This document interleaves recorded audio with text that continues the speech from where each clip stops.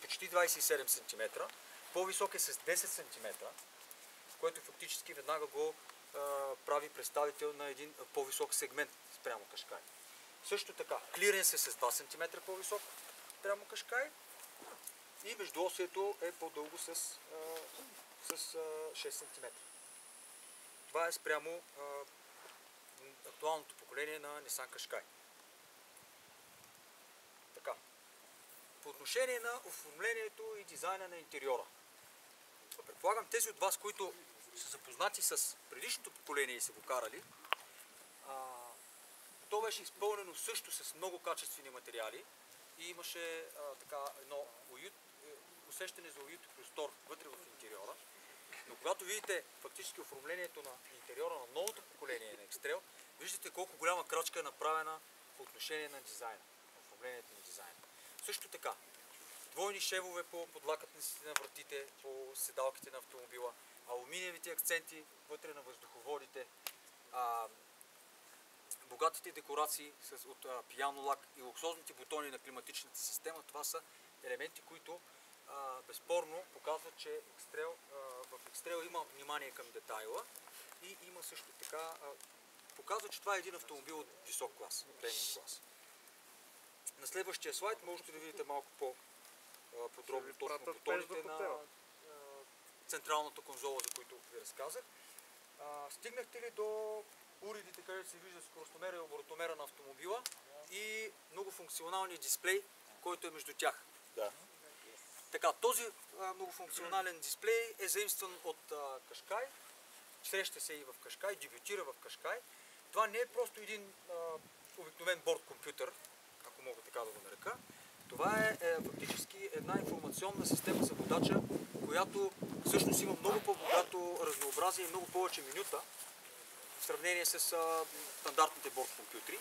Тук, освен че можете да видите информация за разхода на гориво на автомобила, за километрите до зареждане и така нататък, имате възможност да видите и навигационните функции. Т.е.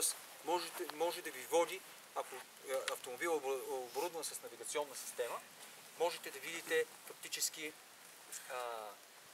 той ви води завой по завой. Навигационната система ви води завой по завой на този дисплей и идеята е фактически вие да отклонявате минимално вниманието си от пътя, когато шофирате. Т.е. да не го гледате на централния дисплей, а да го гледате на този дисплей, който е между вас.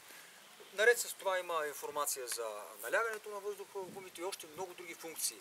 Показва също така начина на работа на системите на шаси контрола, с който ще се запознаем малко по-късно. Тоест като цяло този 5-инчов дисплей с висока резолюция е една наистина многофункционална информационна система на водача. Дава цялата необходима информация на водача, за да може да шофира. Продължаваме напред. На следващия слайд ще видите. Виждате ли снимката на интериора? Да. Виждате големия панорамен шибидах. Всички автомобили, които днес карахме, имат този голям панорамен стъклен шибидах. Той се състои от две части. Едната от които фактически може да се отваря и има подвижен стъклен покрив. Благодарение на този шибидах, предполагам всички видяхте, че има много повече светлина и много повече простор вътре в интериора на автомобила. Допринася така за много по-приятно усещане по време на пътуване. На следващия слайд ще видим, че продължаваме към вторите основни добродетели на новото поколение на X-Trail, свързани с широкото пространство и с многофункционалността на интериора на автомобила. Ще започна с това, че задните врати на X-Trail се отварят до ъгъл от 77 градуса. Това е най-добрият показател на автомобилите в този клас. Тоест, вкарването на детско столче или влизането или излизането от автомобила са максимално улеснени. Наред с това имаме разстояние от 66 см за краката на задните пасажери. Най-високото в този клас, характерно за автомобили от по-горен сегмент. На следващия слайд ще видим възможността на задната седалка да се регулира по дължина на разстояние от 26 см. Тоест, в зависимост от това дали имаме нужда от повече пространство за пасажирите отзад, за краката на пасажирите, или имаме нужда от повече пространство в багажника, можем да регулираме задната седалка по дължина. Това си е базово. Моля? Базова е Точно така, да. Това се включва в абсолютно всички нива на оборудване. На следващия слайд можете да видите също така седалките. Виждате, че седалката е делима. Имаме също така и регулиране на облегалките, на ъгъла на наклона на облегалките. Имаме 6 позиции за регулиране на ъгъла на наклона на задните облегалки.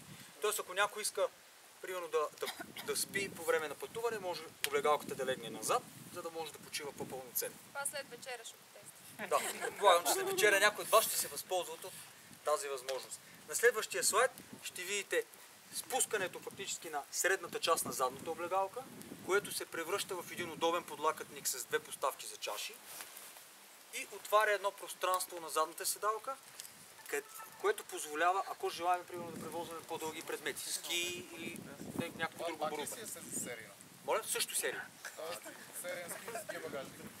Фактически да, точно това е, че функционалността, за която говорим, се среща чисто практически, говорим за простора и за функционалността на автомобила. Всичко това е стандартно и от най-ниското ниво. Продължаваме напред. На следващия слайд, предполагам, всички стигнахте до багажника. Всички ли са до багажника вече? Да. Така. В случая виждате багажника на 5-местната версия. Виждате две плоскости. Това са два двулицеви панела, така наречената система Divide and Hide, която също е стандартна от базовото ниво на модела. И благодарение на тези два двулицеви панела може по много лесен начин да се организира багажното пространство на автомобила според конкретните нужди на клиента. На следващите 1, 2, 3 слайда можете да видите движението на тези панели. Най-ниската точка на тази система позволява най-високо товарно пространство. Средното ниво позволява образуването на равен под, когато бъдат спуснати втория ред седалки, съответно позволява превозването на обемисти предмети. Най-високото ниво позволява пък отделяне на различни предмети спрямо нуждите на пътуващите. Също така има възможност и за поставяне в вертикално положение. Може да преместите още 2-3 слайда. Виждате различните възможности за организиране на багажното пространство. Виждате, че има и възможност за вертикално разположение, за да се отделят, например, мръсни предмети от чисти. Също така, тези двулицеви панели, фактически от едната страна са с мокетено покритие, а от другата страна са с пластмасово покритие, което фактически се чисти по-лесно, когато транспортирате по-мръсни предмети. Продължаваме напред. Следващата част и основен момент от многофункционалността на интериора на